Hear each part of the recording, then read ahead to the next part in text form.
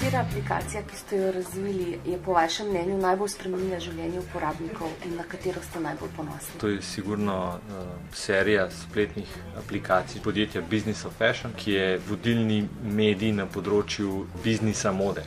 Se pravi, kdo so playerji v tej industriji, kaj počnejo, kaj delajo. Angleška firma, z njimi delamo 5 let. Zagotovo oni, ker pač imajo največ vsega, so eden naših večjih naročnikov. Če pa rečem, na koga sem pa najbolj ponosen, vedno vesel, kadar projekti imajo nek pozitiven impact in to, kar počnemo z firmo Pomoža, da pomagamo razvijati izobraževalno tehnologijo za srednje šole. A lahko poveste, kako konkretno rešuje recimo eno težavo uporabnikom? Ja, konkretno Pomoža rešuje težave srednjim šolam v angleško govorečem svetu, ki želijo imeti v svojem kurikulumu program mednarodne mature in zato nimajo vseh potrebnih predmetov, da bi lahko to ponujali.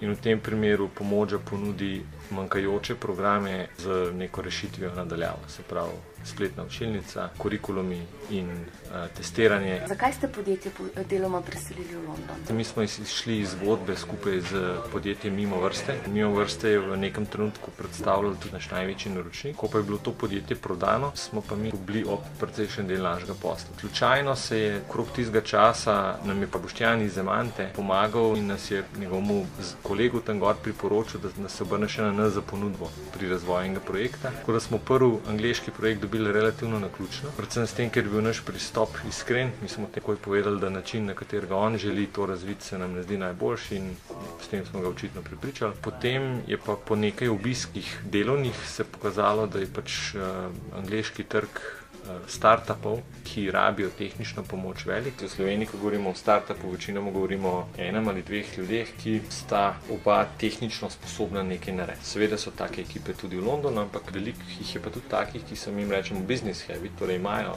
izkušnje z področja prodaje, poznajo trg, nimajo pa tehničnih sposobnosti. Mi smo tukaj zaznali neko priložnost. Kakšno bo podjetje delati čez 5 let? Podjetje, ki bo po prometu 2-krat ali pa 3-krat večje, z števila zaposlenih 80 sodelavcih, ta številka mogla biti med 200 in 300. Mislim, da bo zato potrebno narediti še kakšno pisarno kje drugje. Sigurno bomo čez 5 let v točki, kjer bomo z trenutno najnovejšimi tehnologijami na najbolj ekonomičen način pomagali novim podjetjem do preboja na trgu.